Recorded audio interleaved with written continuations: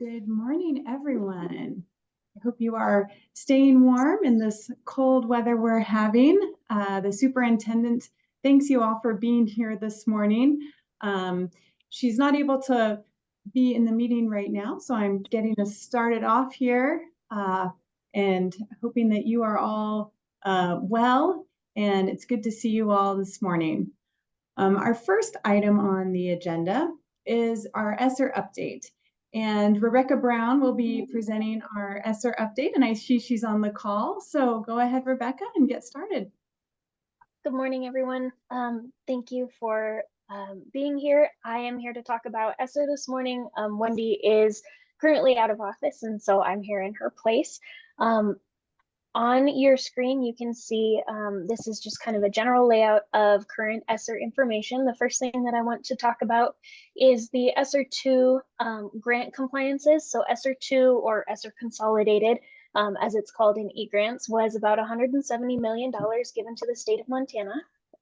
We have reached the end of that ESSER 2 timeline. And so as we are closing it out with our schools, we are reminding the schools of these grant compliances. And I would ask that you folks, if you are talking to your local school districts, that you remind them of these ESSER grant compliances. So the first one on this list is the ARP plans. ARP stands for the American Rescue Plan. These are school plans that were written by our school districts to talk about the use of those ESSER funds. Those plans were required to be updated one final time in June of 2023, and we still have some school districts who are out of compliance in the most recent. Oh, sorry. Okay, so I can take the truck here. We still do have some districts who are out of compliance on that most recent June 2023 review. And so if you talk to your local school districts, please just remind them to update that plan one final time, and then it needs to stay posted on their website until the end of ESSER, which would be this coming December of 2024. The next compliance is the self-assessment monitoring. So this is part of our required monitoring process at the state level. We sent out a self-assessment. It was an Excel spreadsheet for the schools to answer all these questions. And we have about half of those turned in. And so we are still following up with the remaining school districts to get those ones finished up. And then the third bullet point here is annual grant reporting. This refers to the federal data collection process. Currently, there's no action needed on this one, but we expect this to come up this spring in about March or maybe April timeline. We are waiting on some additional guidance from the Department of Education before we send out that data collection. And then the last bullet point here is the large or capitalized expenditures. These are what we're calling large projects or large purchases using the ESSER funds. And with those, there is some additional review and compliance that needs to be met. And so we are following up with school districts on those as well. So again, on those compliances, if you talk to your local school districts, just remind them to make sure that they are in compliance on all these items. And if they have any questions, they can reach out to myself or Wendy, and we can talk through those and do a walkthrough. This next section down is the project outcomes. And so this is referring to, to most of those large purchases or large projects. And so you can see kind of some data points here. There are a total of 276 school districts that represent 839 large projects. And so these are really great ways that these ESSER funds are being used in big ways in our school districts. You can see we have some categories here. Big ones that we see are air quality and water, increasing the health and safety of our students and staff at our local school districts. And then the last section down in this handout is the extended or expanded ELO programs. These are after school or summer enrichment programs focusing on specifically reading and math. These are the areas where Montana's test scores drop the most, and so that is why we are trying to shore up those areas. You can see on these bullet points here and the little map of Montana in the bottom right, these are programs all across the state. You can see almost every single county has these programs, and we are working to address the counties that don't, so that we can make sure that every student in Montana has access to these awesome programs. This funding was established at the same time as ESSER 3, and so it is going to expire at the same time as ESSER 3 this coming September of 2024. We still do have funding left, and we are encouraging school districts and local organizations such as Boys and Girls Clubs, etc., to take advantage of these funding opportunities and help shore up our math and reading literacy for our students.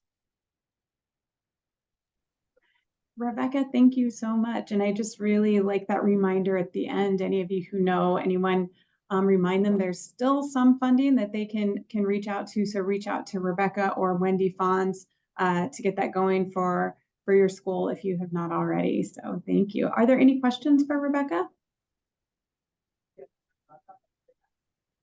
Okay, you don't see any hands, so I think we're good. Thanks, Rebecca, for jumping in this morning. We appreciate you.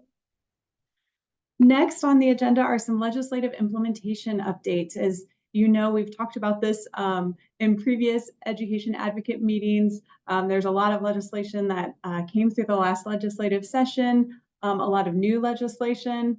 And so we're going to talk about some of those today. We're first going to talk about the education savings account. So this is a special needs education savings account, and it is designed for families to pay for services for students that have special needs. And we have just the updates on the implementation here at the OPI, or we have a parent steering committee of about 14 members, parents and education service providers, a large number of parents on that steering committee. And that steering committee met for the first time on January the 9th. And they met, introduced themselves. We did sort of a deep dive into House Bill 393 to talk about those important points of this bill. And we discussed qualified student and eligible expenses that will be becoming more and more important as we roll this program out for a July 1st implementation. They took a look at some vendors. We've had vendors reach out to the state because of this legislation that work with other states on this type of savings account. So they each did a very quick, short presentation to the parents, what it looks like from the parent side.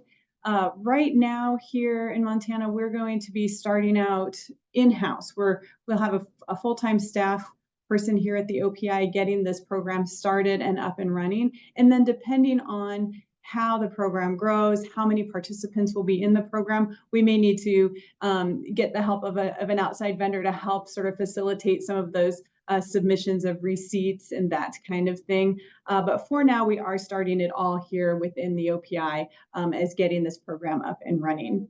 Our next steps will be hiring that full-time person here at the OPI. We'll be creating an application for parents and families to participate in the program. We'll be designing a parent handbook, and there is rulemaking written into this bill. So the agency will be doing some rulemaking, and we'll keep you up to date on that when that rulemaking is coming around, when there's some public comment, things like that here. The next bill to update you on is the House Bill 338. That's Indian Education for All. And again, this was House Bill 338 brought some new requirements for reporting for schools, and it's I wanted to make sure that everyone understands how those reportings will happen this year. We have a new accreditation system for all schools that will be opening by the end of January. This accreditation system is going to contain an assurance page and some narrative evidence pages, submissions for schools on how they're spending their Indian Education for All payment money. So the first piece of reporting back to the agency around Indian Education for All and House Bill 338 is through the accreditation process. And all of that documentation is due by the end of March. And it's embedded within this accreditation process. So that's step one, and that's sort of the new one. The existing way that schools have reported on their Indian Education for All funds has been in their trustee financial summary. That's due September 15th of each year, and that remains the same. So there is not a difference in that, but that's the second piece of the component of submitting evidence to the OPI of use of the Indian Education for All payment per House Bill 338. So that's the update on that, and that sort of slightly new reporting requirement. In the past, it was submitted through Teams and through the trustee financial statement. Now they will be submitting assurances and information through the accreditation platform and through the trustee financial summary. The last legislation to talk about is our community choice charter schools, House Bill 562.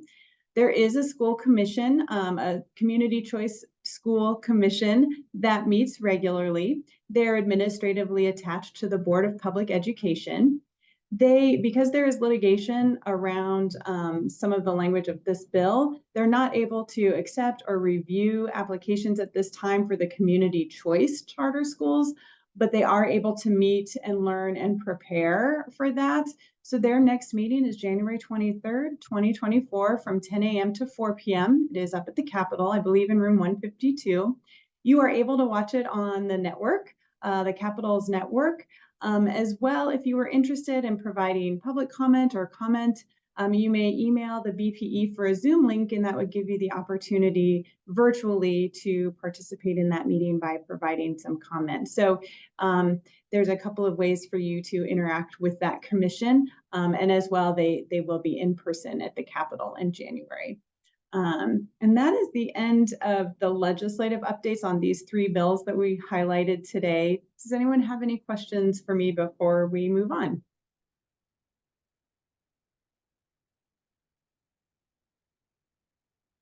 I don't see any. Christy. Oh, yeah.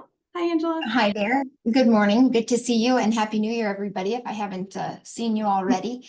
My question isn't about any of the legislative pieces that you just discussed, but I am wondering if perhaps for the next Ed Advocates meeting, if we could discuss a little bit about what is or what is not happening around the TEACH Act. Just on my mind after seeing the articles over the weekend. So if we could do that, it would be wonderful. Absolutely, Angela. I will bring that back to the superintendent and look for that in the agenda for next time. Thanks for that question and suggestion. Yeah. All right, I don't see any other hands. And so our next topic today is the student count update with Paul Taylor. And I know he was on the line. So Paul, when you're ready, we're ready for you. Okay, you wanna, oh, you brought it up, okay, all right. Hang on. It's an unshare, there we go. Yeah, so it's not much different from a presentation provided a few months back for Ed Advocates. The adjustments would be that we have a more solid set of fall enrollment collection. And specifically what I'm focusing on is the collection that is for students who are counted towards the student count for A and B. So these are students that actually go into the calculation of determining average number belonging, which is the cornerstone for funding in the state of Montana. I've included on this graphic three sections. Section A is fall student count A and B, or so fall student count for A and B. So it's just enrollment. It's the fall collection numbers. And there's a span between 2015 and 2024. And you may notice through the graphic that there was a steady increase over time. There is a massive dip in 2021 that is more than likely associated with the COVID pandemic enrollment collection of that year. And in 22 and 23, it looks like there was a return to, I guess, what you can term normalcy. The surprise that occurred this most recent fall collection is that there's now a downward turn once again in enrollment. Box B is sort of a description. The first box is statewide total, and then it's disaggregated based on elementary, middle, and high school levels, because that is traditionally the funding level foundations that we utilize. I think the number in the total, and I'll allow you to read it on your own, but I think I'll talk about the total portion just for a few seconds. You may notice that the overall decrease in student count is 2,500. Those are all student declines that are defined as significance. So significance for this analysis included that the district had to endure a decrease in 5 students plus an additional 3%. And that way we were accounting for a significant variation in enrollment in comparison to normal fluctuation. And so we're seeing a large decline overall across the state. So if you scroll down to chart 3, I think it's on the second page. Yeah, so what I did is I did an analysis that shows enrollment, student count for A and B changes by percent change year over year. Then in the grid in the bottom, it says student count percent change. That would be the percent change annually compared to the year previous. And then to show it in a more visual form, I did the compounded version, which would actually compound since 2011, additive percent change year over year. And once again, you'll see the same or similar increase that you would notice in the top graph. Once again, you'll see a decrease because of COVID.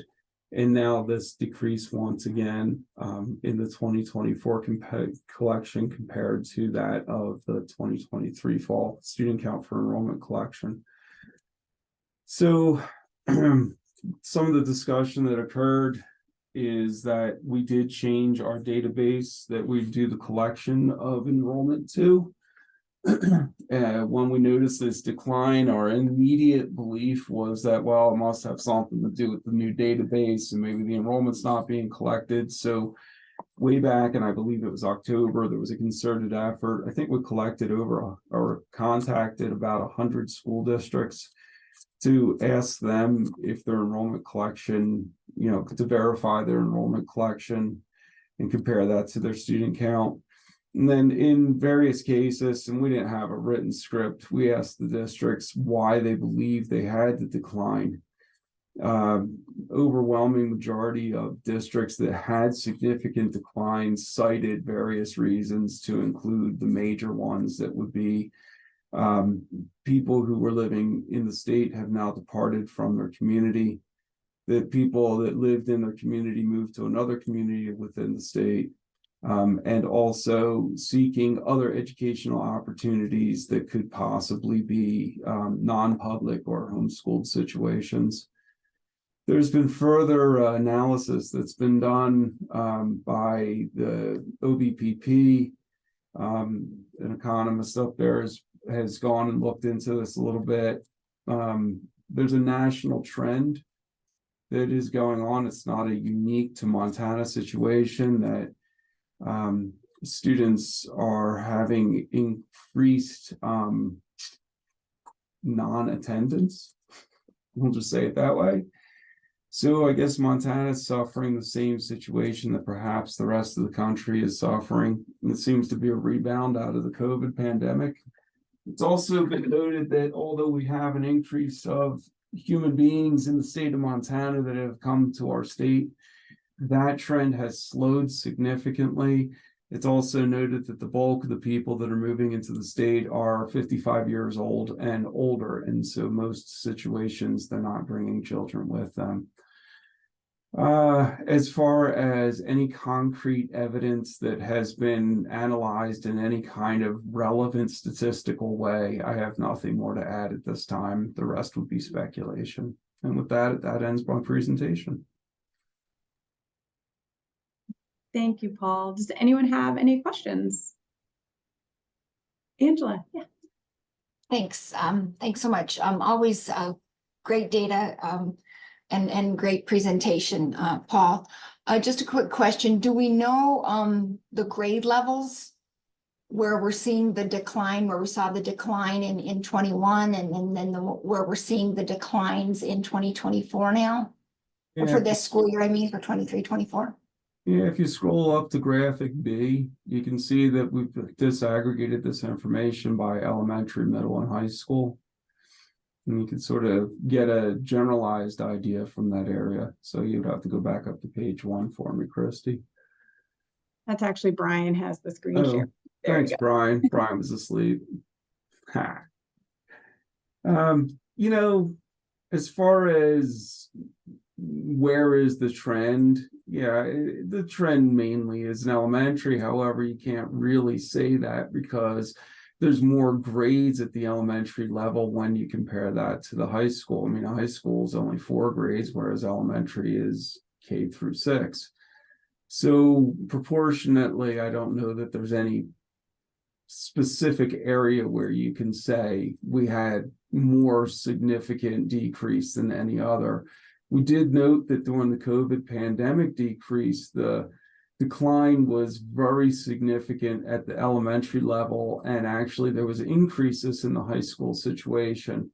The people jokingly stated that perhaps they didn't want their high schoolers around, and so they sent them to school. But who knows what the real truth of any of that is. To disaggregate it all the way down to grade level may or may not provide more insight into meaning. But yeah, I don't know that we have any leveling that we can identify statistically at this time for this data. Thank you. And then just a quick question. Do we have the ability to figure out those that we might have lost during the pandemic at any of these levels, if we've picked them back up? Yeah, you know, if we had more staff, I would love to sign up for that particular job because it feels a lot of my talent's wasted in a lot of other things. But absolutely, we have student identification for anybody who's enrolled in our state. And we did note during the COVID pandemic that there was a sharp increase in home and private school. And then in 22, we saw a reversal of that. However, there's been no analysis done at the SEID level to determine if that is actual truth or not. As far as this downturn goes, however, again, there's been no analysis done in that regard either. I will say, though, that the home and private school increases are not inverse to this decline. There is a somewhat lesser increase in those arenas, but they do not match the slope that you would see in this particular decline as an inverse function.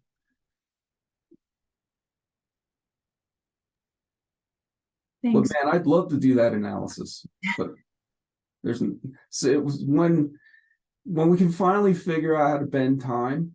Yes, I want that job, but we're not there yet. Thanks so much, Paul. Always appreciate you. Thanks, Paul.